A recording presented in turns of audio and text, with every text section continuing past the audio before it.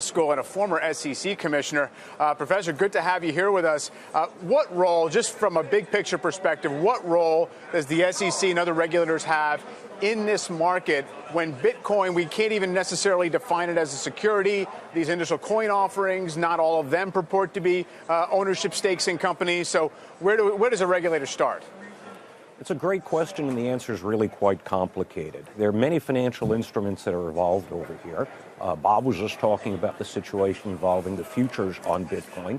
Clearly, the futures on Bitcoin are going to be regulated by the CFTC. Bitcoin itself is a different story.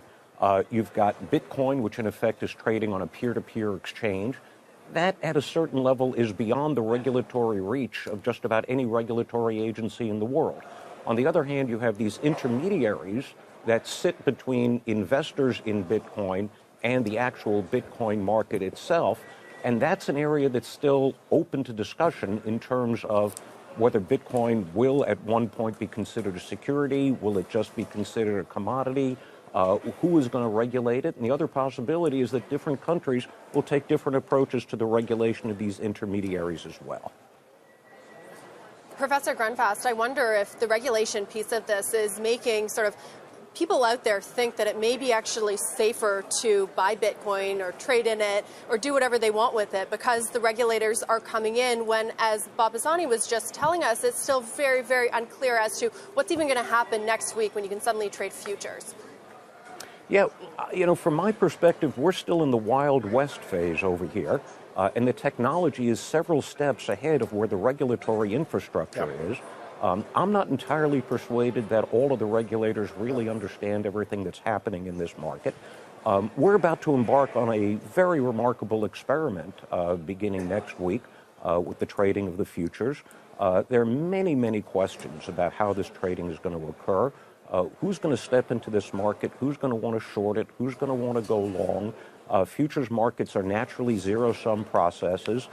Where are the natural longs? Where are the natural shorts? With this level of volatility in the market, how quickly are the limits going to be hit?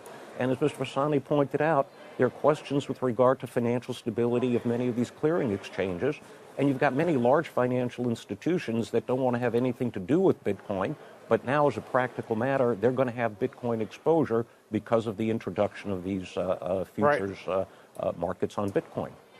Even as we're talking, Professor, Bitcoin on Coinbase is now below 17K, which is obviously a dramatic drop even from a few moments ago.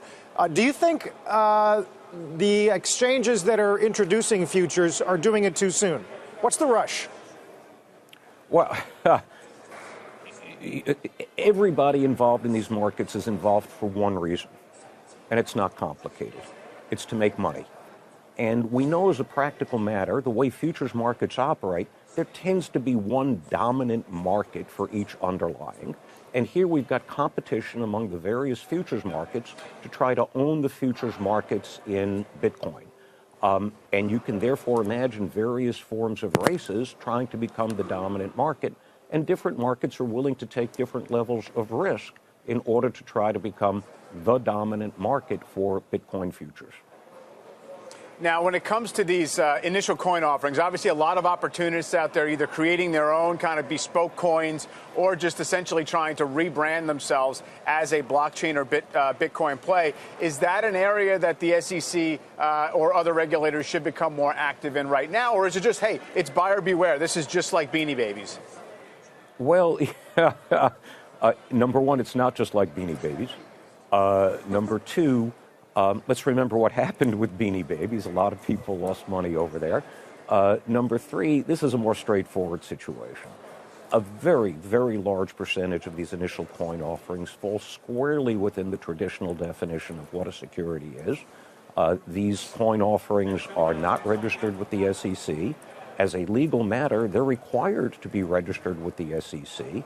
And the interesting question from my perspective is, what's taking the Securities and Exchange Commission so long in terms of initiating actions to shut down many of these ICOs, many of which are pretty blatant frauds?